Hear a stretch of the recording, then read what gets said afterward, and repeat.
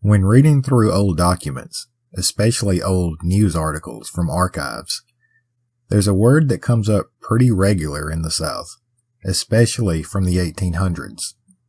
Riots. It's no secret to anyone that the American South comes from a dark and troubled past, and old news articles like this were disturbingly commonplace. Most were related to race, and the headlines were always quick to point that out. The such and such race riots of blah blah blah. Those headlines span across the region in decades, pre- and post-war, and it seems the news reporters of the day were not very creative with their names. But then I stumbled across one that brought my mind to a screeching halt. A headline that begs to be read. One I knew I had to look into to see what they were talking about. A 19th century version of clickbait, I guess you could say. But hey, it worked. At least for me. Today, we are back in South Carolina. Let's look into what newspapers of the day labeled the Charleston's 1867 Mermaid Riot.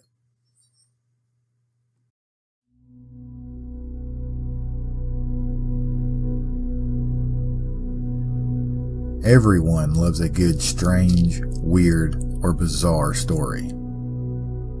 Well, welcome to the American South, where dark legends and haunted history lurk around every corner. Where superstition, folklore, and a touch of backwoods magic blend with everyday culture. Some say, in order to survive. This is Dixie After Dark.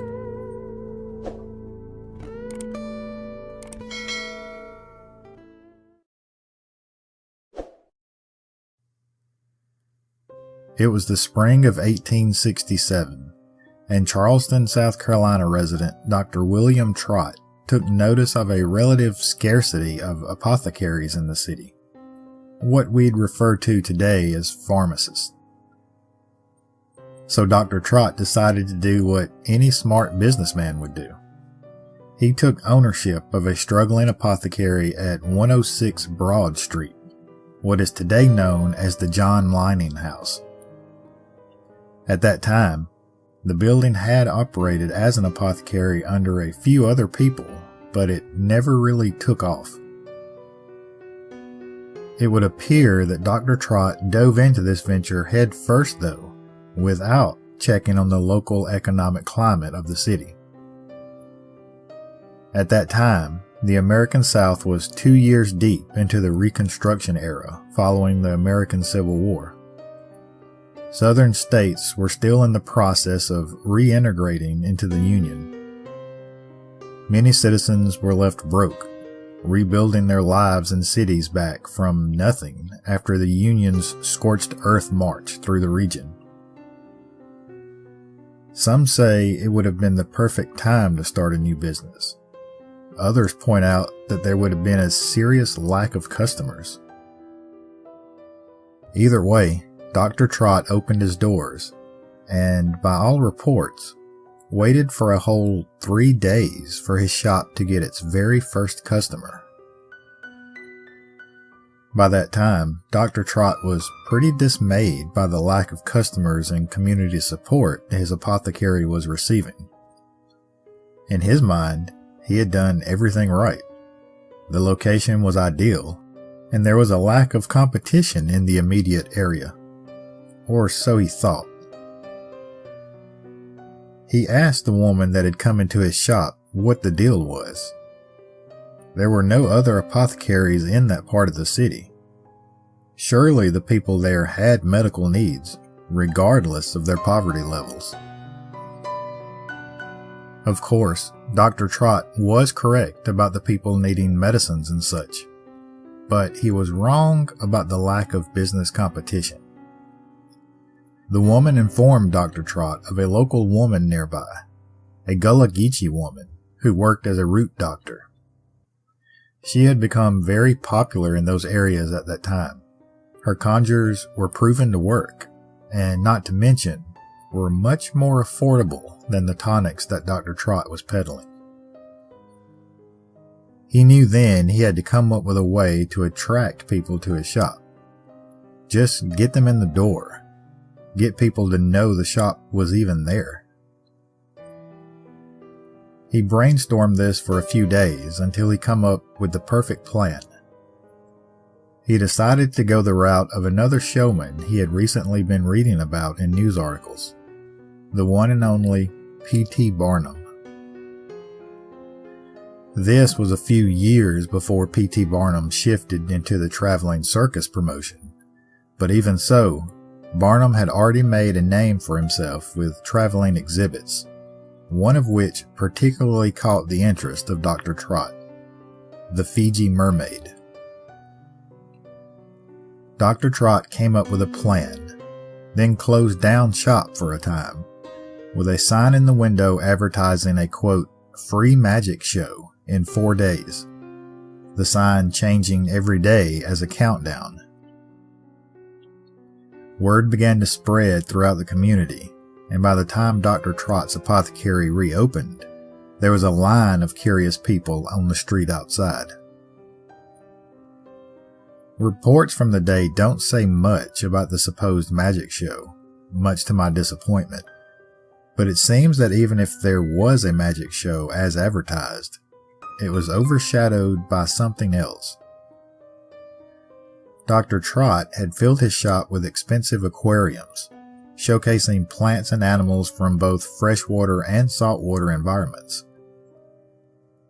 Aquariums as we know them today were extremely uncommon in that time, so for many of the citizens, if not all, this was the first time and only place they had access to view such things.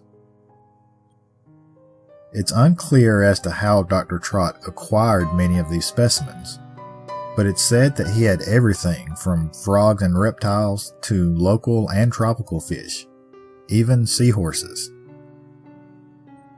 Dr. Trott ushered the people through his shop in small groups, describing the contents of each aquarium, delighted in seeing the interest of the people, but much more delighted in those that were waiting their turn, those that were browsing and shopping throughout his shop while they waited. But it was a dimly lit room in the back of the shop that kept the people returning. Inside, there was an extremely large aquarium, one that was kept concealed beneath a black cloth. Dr. Trott pulled back the cloth, and people crowded in, struggling to see the contents in the dim lighting of the room. Concealed in the thick plants in the aquarium, an unusually large tail flashed, and someone in the crowd yelled, "It's a mermaid." Dr. Trott quickly covered the aquarium again with the cloth and ushered the crowd out of the room, saying that many others were waiting their turn. The exhibits had their desired effect. Word spread and kept a constant flow of customers into Dr. Trott's apothecary.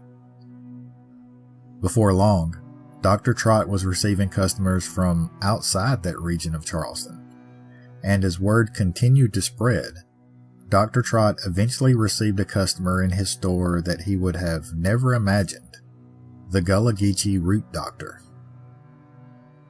But she was not there to purchase anything, and she wasn't interested in the aquarium exhibits. She was there with a warning for Dr. Trott. Possession of a mermaid was a terrible thing, and if it wasn't returned to the ocean immediately, bad things would happen. Very bad things. Dr. Trott only laughed this off.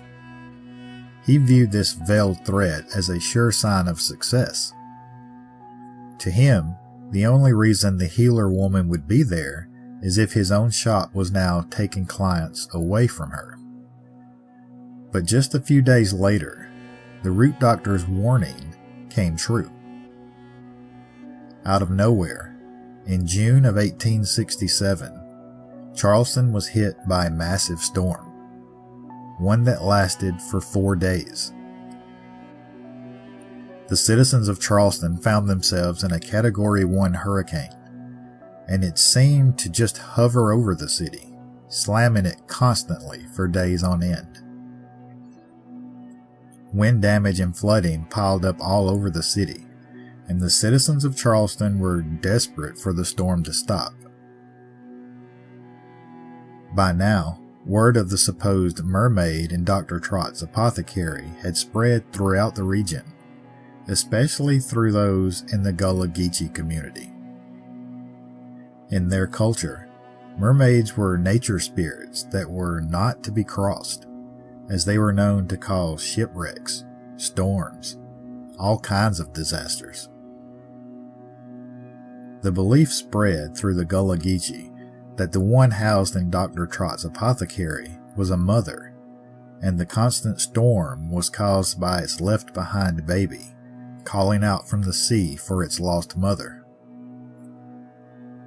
The rumblings from the Gullah Geechee community made their way throughout the citizens of Charleston, and with many having witnessed the work of the root doctor firsthand, they took the complaints and warnings from the Gullah Geechee to heart.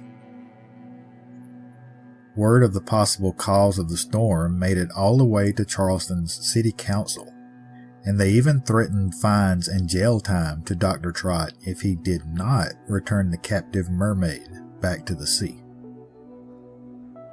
In the book African Atlantic Cultures in the South Carolina Lowcountry by Ross Michael Brown, former slave Araminta Tucker was interviewed, having been a first-hand witness of the events at Dr. Trott's apothecary.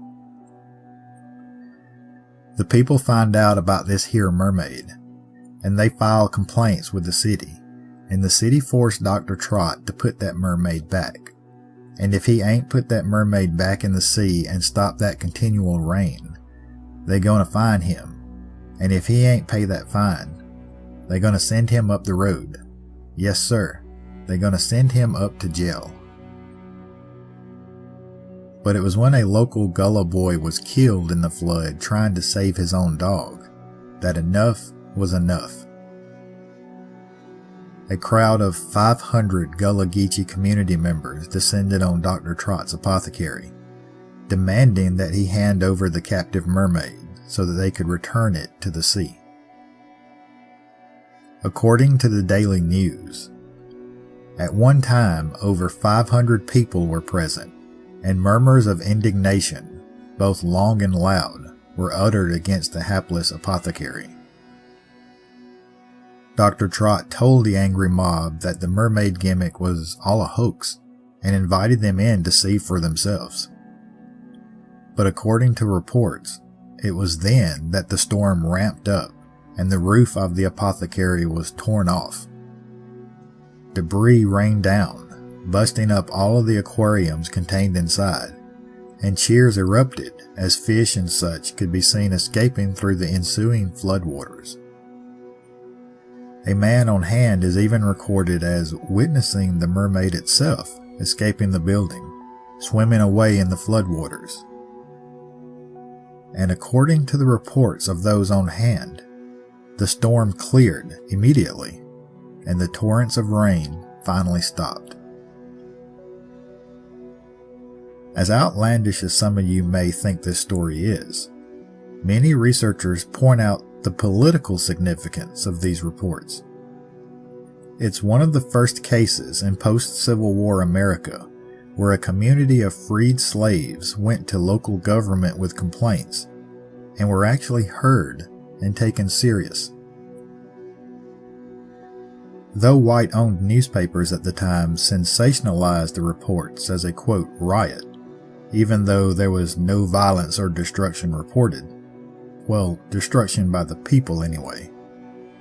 It is still recorded as one of the first times that white officials were willing to hold someone accountable on the complaints of black activists. As important as these early political implications are, the big question still begs an answer. Did Dr. Trott really have a mermaid in his possession? Dr. Trott admitted to the Gullah Geechee people that it was a fabricated hoax.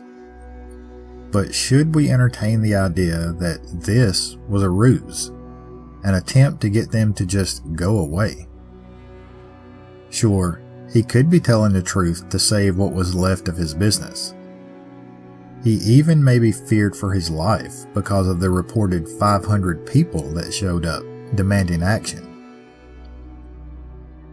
But then again, I can't help but entertain the idea that maybe, just maybe, he came up with the hoax story as a last-minute attempt to protect his, quote, investment.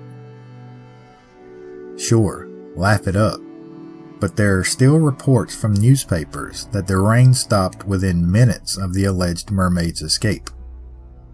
Strange coincidence, if you believe in that sort of thing. You know, we've talked about this sort of thing a few times here on this channel now, and it's become an unofficial reoccurring theme as of late. It doesn't matter what you believe, it matters what they believe. So, in the words of eyewitness Araminta Tucker herself, "Oh yes sir, it was a mermaid. They see her here in this very shop, in a tub in the cellar. All of them old people can tell you about her. Yes sir, that is the mermaid history."